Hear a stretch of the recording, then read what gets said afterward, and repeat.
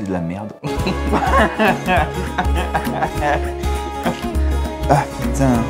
Effectivement, le film Devil Story, Il était une fois le diable, réalisé par Bernard Launois en 1985, eh bien c'est vraiment pas terrible. Ah!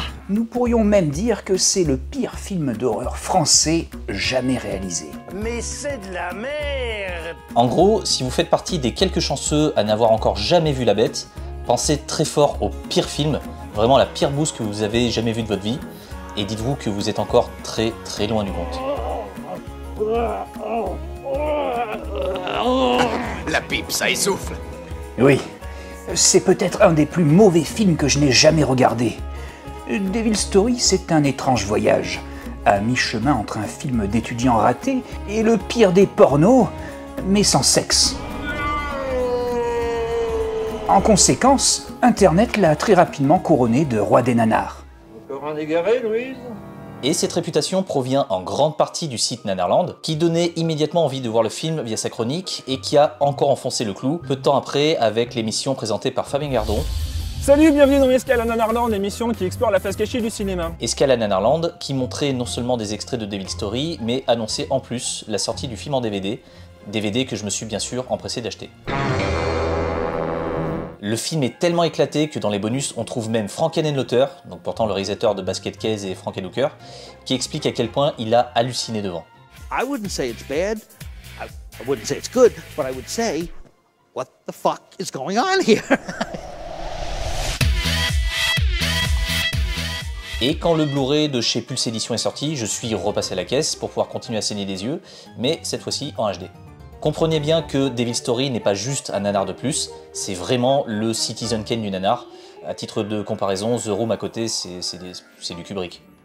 Oh, hi Mark. Mais en gros, qu'est-ce que ça raconte? Eh bien, pour faire simple, il est question d'une femme poursuivie par un nazi de la campagne normande et d'un chasseur maladroit qui essaye sans succès de tuer un cheval du diable.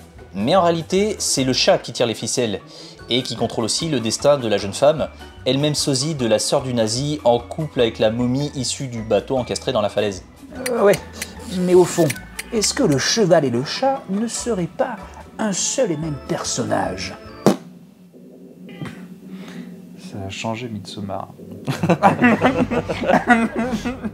Alors si vous n'avez rien compris, eh ben, sachez que nous non plus, mais sur la page de Nanarland, on trouve un petit schéma qui tente courageusement d'expliquer les liens entre les différents personnages, mais on n'est pas plus avancé pour autant. Si son réalisateur, Bernard Launois, dénonce un manque d'argent et une équipe technique feignante pour justifier les erreurs de son long métrage, c'est des gars de la NPE, pour ça que le film a été mal foutu. Ah, ils sont pas chers. Alors... Eh bien, dès votre premier et inoubliable visionnage, vous serez témoin d'une réalisation catastrophique, d'un montage atroce, d'acteurs en perdition, d'un scénario incompréhensible et d'un... à vrai dire, il n'y a rien qui va dans ce film. Tu sais que pour l'instant, j'ai toujours pas pris de note. Je pense que tu pourras pas en fait. Parce qu'un truc débile chasse l'autre et du coup t'as pas le temps d'essayer de comprendre un machin, t'en as 15 qui arrivent tout de suite après quoi. Bon, je déteste tirer sur l'ambulance, bien que Devil Story le mériterait.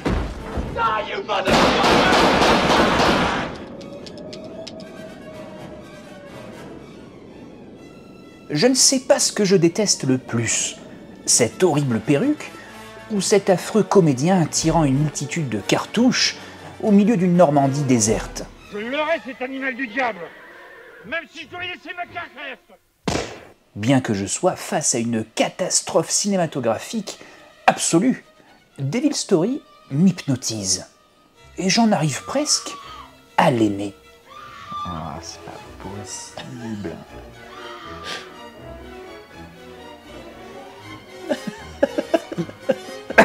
Ah non, c'est pas possible. Décidément, Bernard Launois est une énigme.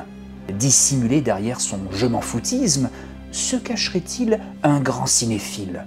Durant la production de Devil's Story, son réalisateur a plus de 54 ans.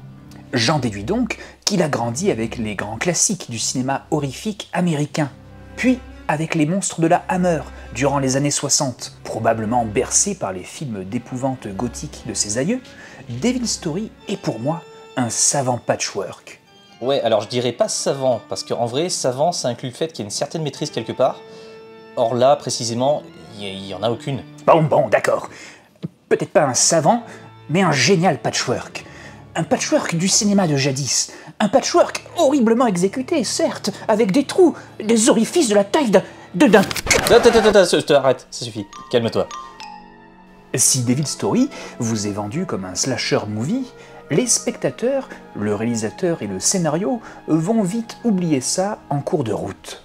Car Devil's Story, eh bien c'est aussi une histoire de momie. Et quelle momie! Je l'adore! Regardez-moi cette tête! Oui, bon, elle est ridicule. Oui, elle vomit un liquide bleu de manière inexplicable. Bon, cependant, j'en suis complètement fan. Car non, messieurs, dames, eh bien vous êtes face à tout un pan de notre pop culture. Regardez ce visage qui suinte le fait divers, est pour moi une très chouette représentation de ce qu'est la momie dans notre paysage culturel. De Karloff à Monster Squad, des jeux vidéo aux bandes dessinées, sans oublier les jouets, par exemple avec les Mad Balls, les Goops ou encore les Stretch Monsters. La momie de Devil's Story répond parfaitement à ce que doit être une momie dans notre imaginaire collectif. Elle m'évoque plein de souvenirs, et je pense que c'est toute sa force. Si nous ne sommes pas face à un chef-d'œuvre d'effets spéciaux, nous sommes face à une jolie machine à remonter le temps, une sorte de machine à souvenirs. Ouais, alors je sais pas trop où tu vas avec ça, mais je commence à regretter de t'avoir montré ce truc. Est-ce qu'un jour tu as déjà pensé à le remonter le film? Non. Même pour rigoler? Le film est déjà parfait en l'état, tu vois, enfin c'est vraiment... Ah mais juste... ça sert à rien, quoi. Ouais. Tu peux rien en faire. Bah franchement, je suis sûr qu'il y aurait un truc à faire.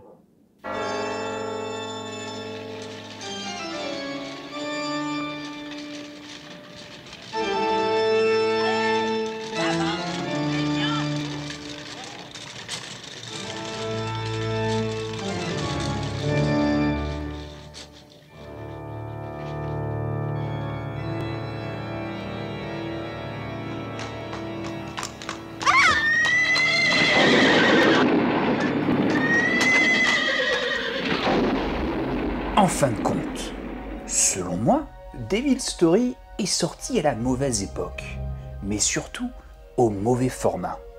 Imaginez une seconde ce qu'aurait pu être ce film s'il était sorti dans les années 30.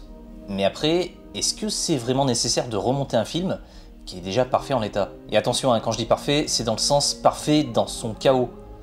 Sans exagérer, le montage de Devil's Story est un des trucs les plus génialement aberrants que vous verrez de votre vie. En réalité, si tous les plans sont étirés jusqu'au malaise et que certains sont répétés des dizaines de fois, c'est parce que Bernard Lenoy n'avait à la base même pas 1 heure de métrage valable à la fin d'un tournage express. Malheureusement, ce film n'avait que 52 minutes et on en a fait 1h20. Alors qu'est-ce que j'ai fait? J'ai fait comme beaucoup de metteurs en scène, j'ai tiré sur la pellicule. Il a donc fallu étirer les choses au maximum et piocher dans des plans ratés pour arriver à une durée à peu près convenable de 1h15. Et il y a même eu des reshots pour ajouter quelques meurtres en début de film, et le plus marrant, c'est que ça n'a strictement rien changé à l'ensemble, ces scènes étant tout aussi catastrophiques que celles déjà tournées. Et là, je ne parle que de l'image, parce que le montage sonore a lui aussi été conçu par un psychopathe.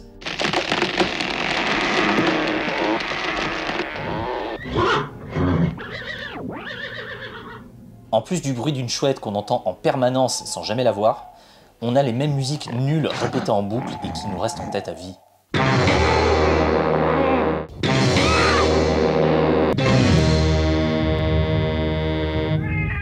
Ah, la musique.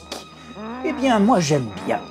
Entre vieux porno des années 70 et un film d'horreur fauché des années 80, ces 4 notes de musique, ô combien efficaces, deviendront si insupportables qu'on en redemande volontiers. Mais dans tout ça alors, on n'a toujours pas parlé de notre antagoniste. C'est vraiment un gros tas de merde. Si je suis fan de la momie, Eh bien, c'est ce bon vieux redneck nazi, la véritable star du film. Quoi, qu'est-ce qu'il y a C'est rien. C'est juste un petit peu de sable sur une roue, hein. Y a pas de quoi hurler comme un goré, hein. Un poids lourd du cinéma, un monument dans la nullité. Sorti tout droit d'une tente quechua des enfers, cet énergumène ne cessera de vous surprendre. C'est très intéressant justement de pouvoir jouer sa personnalité par le masque, je veux dire, c'est quand même très intéressant. Ça n'a rien à voir avec un jeu normal, je veux dire. Ok, il n'avait pas le budget pour faire mieux, mais quand même. Pourquoi? Faut que tu n'essayes plus de nous parler, mais que tu y arrives. Des grognements et un couteau de chasse ne suffisent pas à faire un bon méchant. Si ces cabotinages vont vous assassiner, c'est certainement ces apparitions interminables qui vont vous achever. Un meurtrier en carton-pâte qui vous tuera de rire. À quoi il joue? Aucune idée.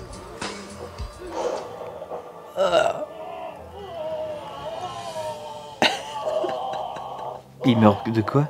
D'ennui? Si le nazi est effectivement le méchant principal du film au point d'apparaître en gros sur l'affiche, mon préféré reste définitivement le chasseur. Animal du diable. En plus de jouer comme un cochon, il est absolument infoutu de donner un semblant de cohérence à ses gestes. Censé viser un cheval avec son fusil, il va passer son temps à tirer dans le vide et gesticuler dans tous les sens sans jamais être crédible une seule seconde. Véritable fil rouge interminable destiné à mettre au Vonner à rude épreuve, l'affrontement entre le chasseur et le cheval constitue à mes yeux un des moments les plus aberrants de toute l'histoire du cinéma, un sommet de débilité et d'absurde involontaire que même les pires tâcherons n'ont fait qu'effleurer du doigt. Vous n'avez pas de cœur. Ouais, je sais. Malgré tous ces problèmes, j'aime à penser que tout n'est pas à jeter dans Devil Story.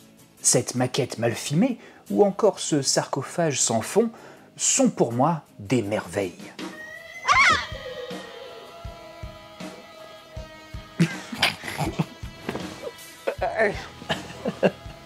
Devil Story est bien plus qu'un mauvais film ou un classique du nanar. C'est littéralement un vortex. Un film où chaque élément est tellement génialement foiré qu'il vous hypnotise immédiatement, aspire votre âme au passage pour ne la recracher que 75 minutes plus tard, souillé à jamais. À moins d'être complètement masochiste, c'est vraiment pas un film qui se prête à l'analyse, donc on ne pourra rien faire d'autre ici que de vous encourager à sauter dans le vide et vivre l'expérience à fond. Après tout, qu'est-ce que quelques points de QI perdus face au bonheur absolu? Eh bien oui, Devil Story n'est pas un bon film, mais c'est un magnifique moment à passer entre copains. Ah, c'est pas possible, il n'y en a pas un de bon, quoi. Le film popcorn parfait. Un naufrage cinématographique en or massif. On peut dire maintenant que c'est le pharaon des nanars. C'était de la merde.